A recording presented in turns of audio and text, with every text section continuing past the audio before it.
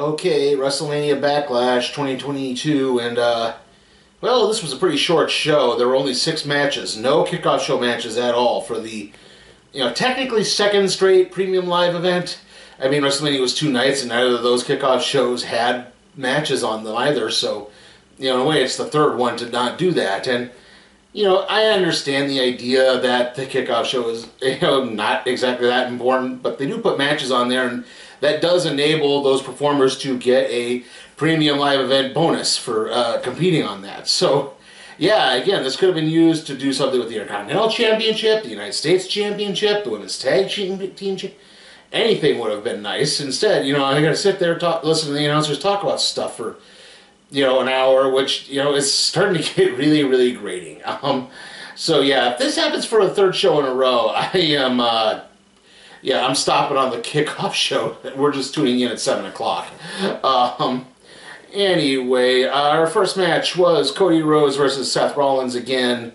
Rollins attempting to erase his WrestleMania failure, literally coming out in the exact same suit he was wearing at WrestleMania. So a nice little touch there. Again, this was a pretty good match overall. A lot of counters, a lot of great ideas that Rollins was scouting everything. For example, Cody went for a disaster kick. Rollins sent him over the ropes. Another time he blocked a counter into an Oklahoma roll. Eventually, Cody came back. He had a big standing suplex into a facebuster maneuver. Rollins blocked a sunset flip and tried to use the ropes for a leverage pin, but it didn't work.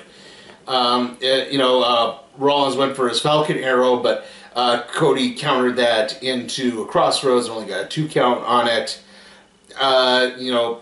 Rollins hit the pedigree, but again only got a 2 count out of that. At one point, Rollins hit another crossroads, and I believe, Rollins got his foot on the ropes during the pin attempt. And then the end of the match was Rollins attempted to roll Cody up into a counter. I think it was a vertebreaker into kind of a sunset flip type pin. It was holding it was an O'Connell roll, my mistake, and was trying to use the tights for leverage. But Rhodes rolled out of that and used the tights for leverage on his own pin and got 3 counts. So, yeah, kind of a weird ending there. You could argue that Cody was only doing what had been done to him, so it was a tit-for-tat type situation. But, weird that he uses a heel maneuver when he's technically supposed to be a babyface. Other than that, yeah, the match was all right, not terrible. It was definitely not as good as the WrestleMania counter, but again, I think, because this was supposed to be such a lighter show, maybe they wanted the matches to be a little lighter as well. And that leads us into our next match, which is Bobby Lashley versus Omos.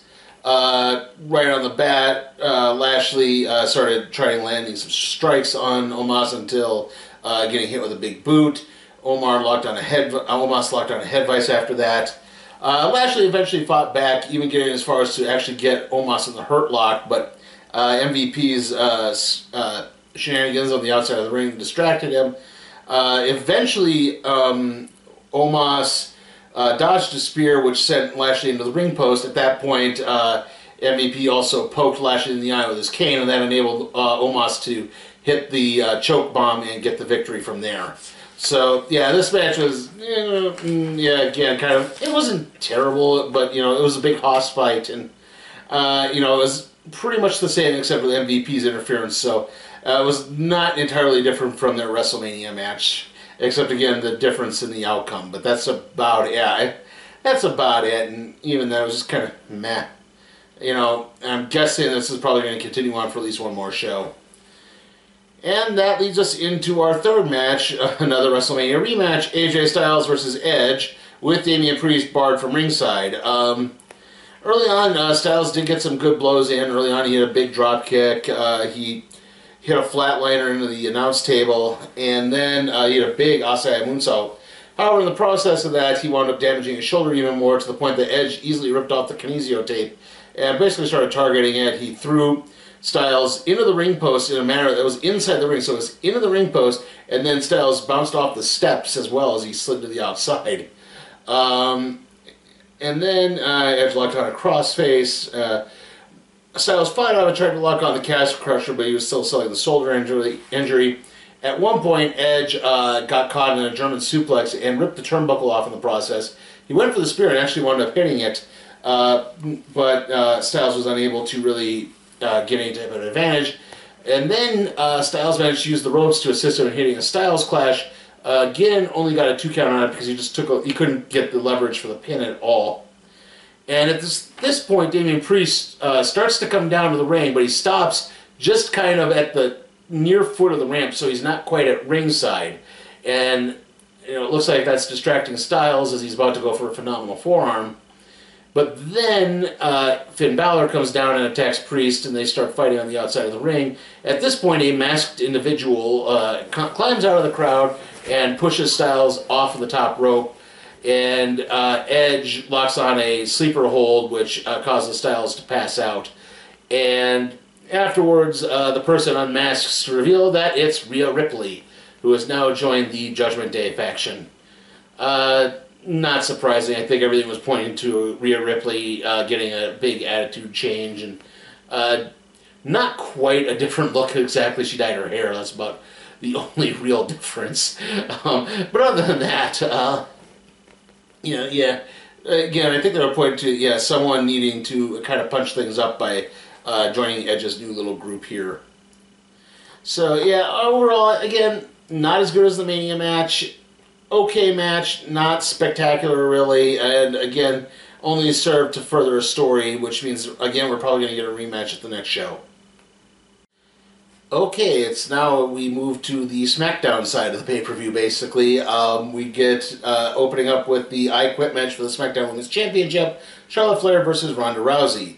Right off the bat, couldn't help but notice Charlotte had bruises before she even got in the ring. Early on, Charlotte grabbed a kendo stick and started trying to attack Rousey. Rousey got it back, chased Charlotte with the stick, but then Charlotte managed to produce 2 more kendo sticks. They had a big kendo stick fight, which resulted in splinters flying everywhere. They got on the outside again. Charlotte hit a big German suplex. Charlotte eventually threw a camera at Rousey. They fought into the crowd. Charlotte used one of the handrails to perform a camel clutch on Rousey. They eventually started to fight back towards the ring. At that point, Charlotte hit a barricade bomb, and but Rousey, when Charlotte went for a moonsault after that, Rousey got up and locked on the armbar over the top rope, tangling Charlotte in there. That was not enough to make her quit. In fact, Charlotte actually slipped off, and they both hit the floor really hard. It was a nasty bump. Eventually, Charlotte did lock on the figure 8, but Rousey grabbed a chair that was in the ring and used it to swing and hit Charlotte in the hip. At this point, though, Charlotte again kind of gained the upper hand, hit a natural selection on the chair, grabbed the microphone, told Ronda Happy Mother's Day, was trying to use the chair to maybe do a Pillmanizer type maneuver, but when Charlotte reached through to grab Ronda's arm, ran to grab that arm and used that to form an armbar through the chair, and eventually Charlotte said, I quit. So, again, no real surprise here. After Rousey lost at Mania, you had to think, okay, they're going to do this rematch. It's an I Quit match. Yeah, Charlotte's going to lose. And, yeah, overall, I'd say this was probably the match of the night. I think it actually had the most enjoyable setup and moments in there. Everything flowed nice. They told a good story. Again, nice spots with the kendo sticks and the chairs, and a lot of vicious bumps on the outside and inside the ring as well. So, again, a good physical, strong match. I did think that told the story pretty well. And that leads us to our next match, Madcap Moss versus Happy Corbin. Right off the bat, Corbin got a couple of cheap shots in. He hit a choke slam. He did debut a new maneuver. He hit a running senton. So that was about the high point of the match.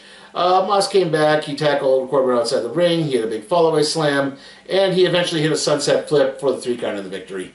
Yeah, this match was nothing. Again, talk about a match that could have easily been on the kickoff show had there been more matches on this thing. Because, okay, that story's done now. And, Corbin can move on to some type of actual feud, and Moss can do something. I guess go after the 24/7 championship again. And that leads us into the main event, the six-man tag team match, Drew McIntyre and RK Bro versus the Bloodline. Because this is a Raw SmackDown crossover, Corey Graves joined the announce team, and originally this was supposed to be a match to unify the tag team championships, but then they changed their minds, and now they said they don't have any intention of unifying those championships, which makes what Roman Reigns said on, like, it was the Raw or the SmackDown after Mania, where he said, I think we should unify the tag team championships, look really stupid, don't you think? If you had no intention, then why did you have him say that? The crowd was decidedly in Orton's favor early on, as wanting him to start the match, which they did. The good guys managed to isolate Jimmy Uso right off the bat.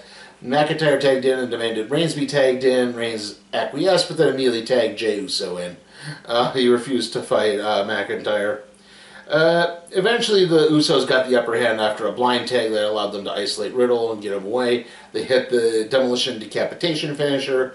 Riddle then managed to avoid a spear from Reigns, a splash from Jimmy, sorry. And Jimmy bounced his head off the post. That enabled Riddle to get the big tag in. McIntyre, and at this point, well, what happened was Jimmy Uso hit the post. Riddle got a move to take Jey out, and they're fighting on the outside. And Jimmy is outside the ring, and Reigns grabs Jimmy, pulls him to this corner so he could tag him in. But in doing so, it allowed Riddle to tag in McIntyre, so they had to face off after that because Reigns wasn't paying attention. McIntyre got the upper hand a little bit, went for a Claymore, but the Usos break it up and then enabled Reigns to hit a suicide punch, or Superman punch, I mean. Reigns went for a spear, but then McIntyre hit a Claymore. And then Orton got the hot tag after that and hit Jimmy with a Hangman DDT. At this point, Reigns tried to spear Orton, but Orton countered that into an RKO. He hit Jimmy with another RKO, but Jey broke the pin. McIntyre threw Reigns into the ring steps, tried to powerbomb through the table, but Reigns countered that into an Uranagi through the table. And then Reigns hits Riddle with a blind tag, one of the Usos, to spear Riddle after an RKO from the top rope to get the 3 count of the victory. The Bloodline wins, and this match was not terrible. It was, again, nothing really bad on this show. It was maybe a little long. That was about the one problem they had with it. But other than that, again, good spots, nice high spots. But yeah, I don't know if this really furthers much of anything outside of, again, planting the seeds for McIntyre and Reigns to face each other. So make of that what you will. Yeah, I mean, I guess you just kind of say that overall, like, the show was not terrible by any stretch of the imagination. I mean, the low point match was Corbin and Moss, which I don't think anyone had high hopes for anyway, so, it wasn't really going to change much of anything. But, yeah, again, just, it was kind of there. Again, it had its moments, and again, the fact that they're not going to unify the tag team championships made the whole plot line of them unifying the tag team championships look really, really stupid. And again, if you don't want to do that, don't have them say they're going to do that. Like, plan to the next show. It shouldn't really be that hard. You had 4 weeks. And yeah, so again, like, exactly, the show itself was not bad. Unfortunately, everything kind of, what it's building to, I just don't know. I mean, I don't know where this is going at all. So, yeah, overall, like I said, I don't want to entirely poo-poo the show. It wasn't terrible by any stretch of the imagination. It wasn't even that disappointing. It's just meh. So, that, of course, means you give it a C. It was average. It was perfectly average. And so, yeah, next WWE show is Hell in a Cell. That's on, I wrote it right here, June 5th. That's another Sunday show, but then Money in the Bank, which is in July, is going to be on a Saturday, and it's in Las Vegas. It's weird, they had the promo for that up, and Cody said the winner gets a title shot at WrestleMania, which, no, they don't. They can cash it in before WrestleMania, they can cash it in at WrestleMania, but it doesn't guarantee anything at WrestleMania at all. Exactly. That was confusing as all get out. And anyway, so yeah, the next video is obviously going to be the random trade review on the Marvel Masterworks, The Mighty Thor. Don't know too much after that. I mean, next movie review is going to be the Chippendales Rescue Rangers, and that's on the 20th. So see you all next time.